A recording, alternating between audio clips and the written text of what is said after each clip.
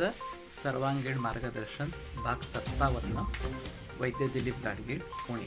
तो हम युक्ति प्रमाण की बात कर रहे थे और डिस्ट्रक्शन ऑफ सेल या कैंसर पेशियों का नाश, ये जो अभी एक तत्व इस रूप में आधुनिक वैद्यक में अपनाया गया है, वो इतने बरसों के बाद अगर सिद्ध हुआ है कि उसका कोई अच्छा नतीजा नहीं है तो उसको छोड़ देना चाहिए था और दूसरे किसी तत्व की खोज होनी चाहिए थी।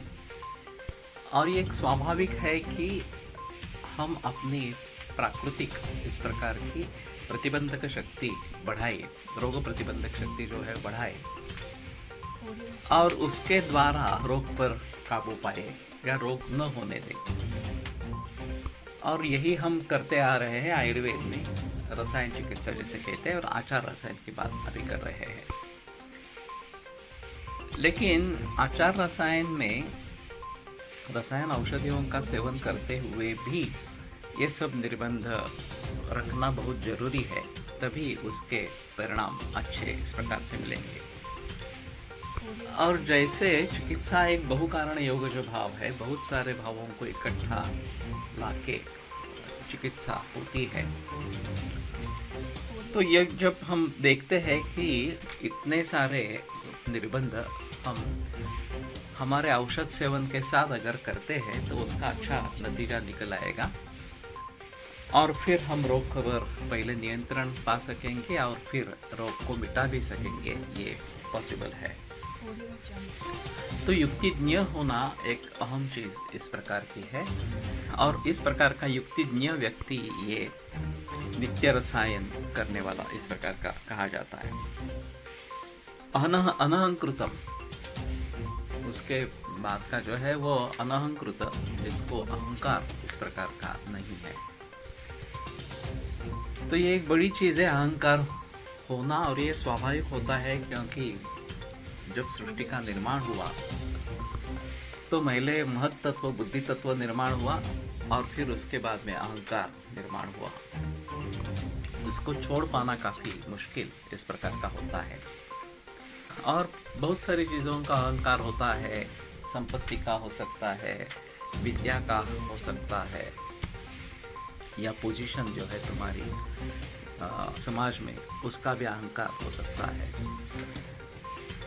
तो इस अहंकार से दूर होना ये एक आचार रसायन के लिए आवश्यक है। शस्त्राचारम, आचार हमारा प्रशस्त हो, ये एक पूर्ण है।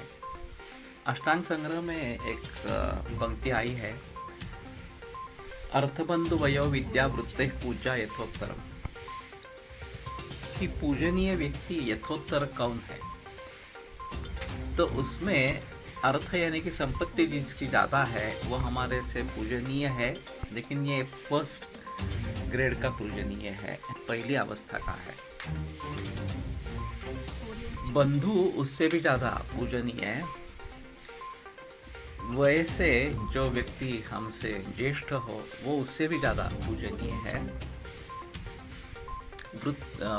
बंधु वयो विद्या, विद्या से जो हमारे आगे है, हमसे ज्येष्ठ है, वो उससे भी पूजनीय है। और वृत्त यानी कि आचरण, जिसका आचरण श्रेष्ठ है वो सबसे ज़्यादा पूजनीय इस प्रकार का बताया गया। तो किसी भी हालत में हमारा संतुलन होना चाहिए, हमारे अर्थ और काम ये धर्म के अधीन होने चाहिए और फिर उससे आचरण अच्छा इस प्रकार का रहेगा।